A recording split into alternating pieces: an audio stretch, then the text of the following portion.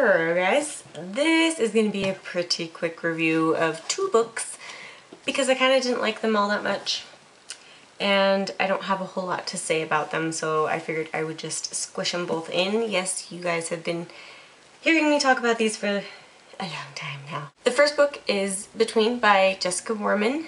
It is a ghost story. I thought when I picked it up that it was going to be a ghost story about the main character meeting a ghost and sort of unraveling mysteries in her and his life.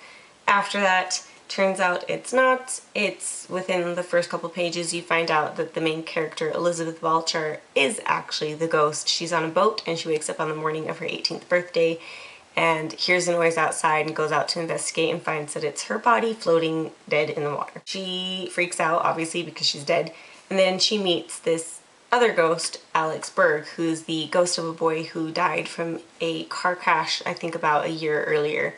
And he's really standoffish, doesn't really like her very much, and she doesn't remember the important details about her life. She remembers what her name is and who her parents are and the basic stuff, but she doesn't remember how she died. She doesn't remember a whole lot about Alex Berg, etc. So basically they embark on this little mission together to find out how she died. They irritated the crap out of me. Elizabeth Balcher irritated the crap out of me. I thought she was a weak character. She was irritating. I don't like that kind of person that she is and that she finds out that she was during life. She was a bitch, to put it lightly. And I didn't really like her all that much. I don't think you're supposed to like her a whole lot. I think you're supposed to more identify with Alex's view of her, where he's like, I know what you were like in life and you were a bitch, and so I'm not gonna believe your fake niceness now because you're dead. You don't know that that's what you were like. It's an alright book. I don't mind it. The storyline's kind of eh. I was sort of, once I found out that she was the one who was actually the ghost, it was like, usually I avoid books like that, but it's alright. So I gave it a read and it's pretty good. The main characters are pretty much Elizabeth Balcher and Alex Berg, and then there's her friends, and I cannot remember all of their names. Another main character is Richie, and he's Elizabeth's boyfriend, and the other one, Josie, is another important one. Please let that be her name because I also don't remember that. Yes, Josie. So Josie is her stepsister, and then there's some other friends, but they're not as important as those four characters are in the book. As I was saying with the characters, I thought Elizabeth was a little bit weak. I didn't really like her. Alex is a little bit less likable, but it's understandable. Once you get to the end of the book, you understand why he's been acting the way that he's been acting towards Elizabeth, and so you can kind of forgive him for that. I liked him a little bit more, but I also didn't like him because he's the very stereotypical, you were a bitch to me in high school, so I'm not going to be nice to you because I'm all up myself and independent and whatever. And then Josie, I just hated her from the start. I don't like that kind of character either. And she's just the stepsister who's really close to her sister. I can put this down now. She's close to her sister and whatnot, but just kind of starts to take over Elizabeth's life and what Elizabeth's place in the world was when Elizabeth was alive, and so I don't like that kind of thing either. But you're not supposed to like Josie very much, because you're suspicious of everyone because they were all on the boat when Elizabeth died, and so Elizabeth knows that something happened and nobody is talking about it, and so you're supposed to be suspicious of everyone. So that's why you're also suspicious of Josie. And then Richie is just, he's a stoner, he's a drug dealer, but he loves Elizabeth and Elizabeth loves him. And that's one of the things that I really did like about this book, was the fact that it actually wasn't a love story between ghost and ghost. It was a love story still between ghost and living person. I thought that worked a lot better, and so I did appreciate that factor of the book. The writing style in this book is just, it describes everything that you need to know and doesn't do it with too many words, but it also doesn't have any parts that I truly found beautiful or poetic. There weren't any quotes that stood out to me. Yeah, it's just, it put the information out that you needed, and so that was nice. It was simple and to the point in a good way. My dog's making noise again.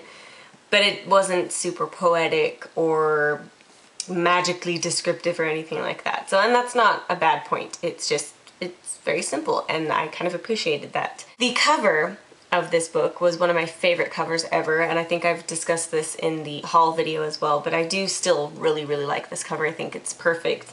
I like the swing sets. I like, it's got, you know, several swings in there. It's kind of creepy, and if you look at it, then it's actually upside down a little bit. You've got the landscape that actually grows up that way, and then the clouds could be upside down or not, but I like to look at it as in she's upside down.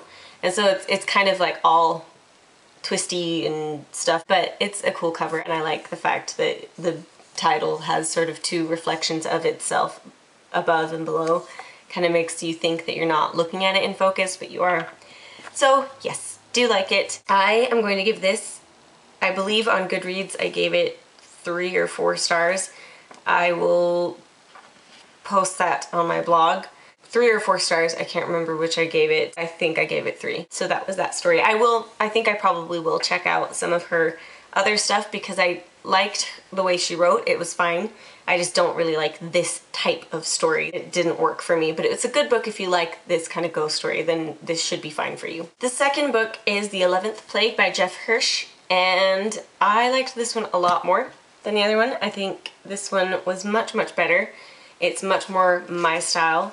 However, I had a very difficult time actually reading it because the main romantic sort of thing, the girl, I hate. I think she's a total bitch. I think she's an absolute and total horrible, horrible person who I can't even believe exists. I think she's horrible.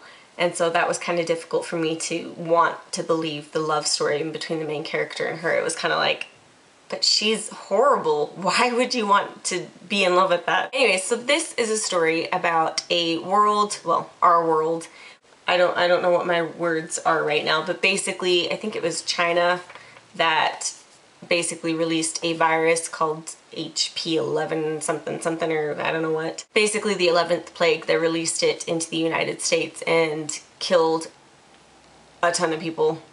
And so you're sort of faced with a post-apocalyptic war and world where this guy Steven lives now with his grandfather and his father. The book opens up with his grandfather is dead now, and so it's his father and him left alone. These guys managed to somehow make their way to a place called Settlers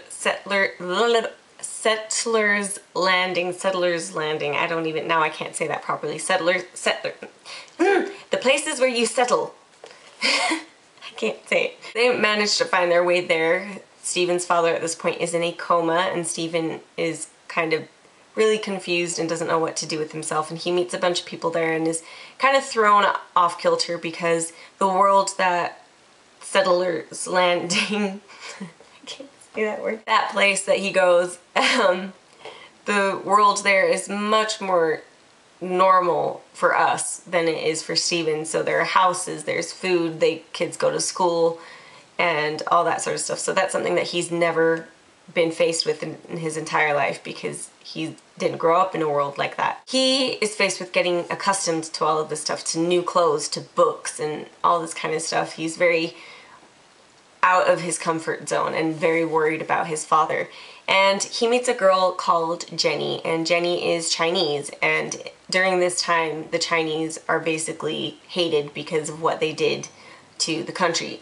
Jenny was a baby and one of these families took her in, and so she may be Chinese, but she grew up in the United States after this war happened in an American family. So she's very rebellious and sort of goes against the grain and doesn't want to do anything that anyone tells her to, and causes a lot of problems. And she and Stephen sort of bond somehow, and they decide to play a prank on the community, and it goes really, really, really, really, really wrong, and basically shoves them in a little bit of a war with another community. Stephen and, have I been saying Stephen or Stefan? I think I've been saying Stephen. Stephen and Jenny sort of develop this romantic relationship, and they have to find a way to fix the problems that their prank caused. And so that's basically the plot of the story. Characters, I can also put this down. I freaking continue to hold them. I don't know why. I think it's because I like the covers. Basically, you've got Stephen, his father, Jenny, and then a couple of the townspeople, which I won't get into because there are just too many to get into. One of the main ones, though, is Caleb, who is kind of the evil guy of the community. He likes to order people around because when the world was still at a regular point in life, he was very, very wealthy, and so he and his family kind of use that to their advantage. They live in the biggest house, etc., etc. Main character is Stephen. He's 15 years old. He lost his mother way earlier, in that, not in this actual story, but in part of his history. He lost his mother. He loses his grandfather. His father goes into a coma.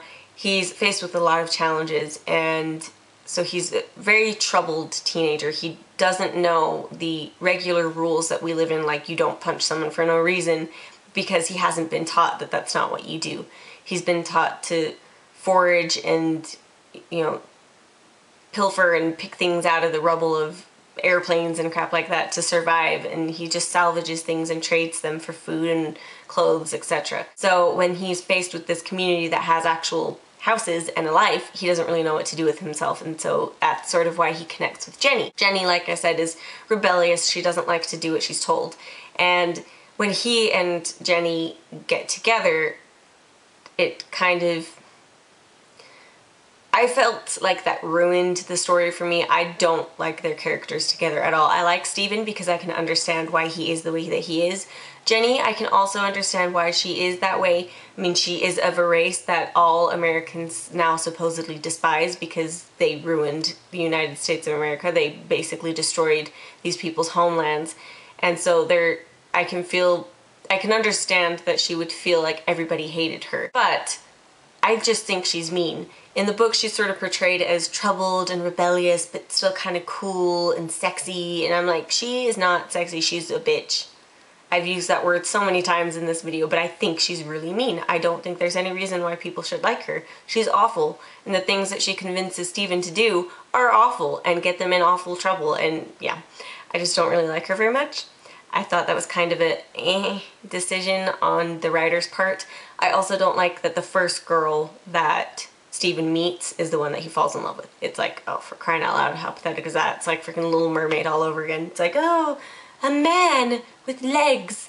I've never seen a man with legs. I'm in love with you now. And then they get married and live happily ever after. Yeah, I don't believe that kind of stuff. Yes, the writing style in this was simple, but again, it was nice, simple, descriptive, but I loved the language that he used to describe sort of the decay of the country. It was awesome. I'm gonna give this 4 stars because I did really like it.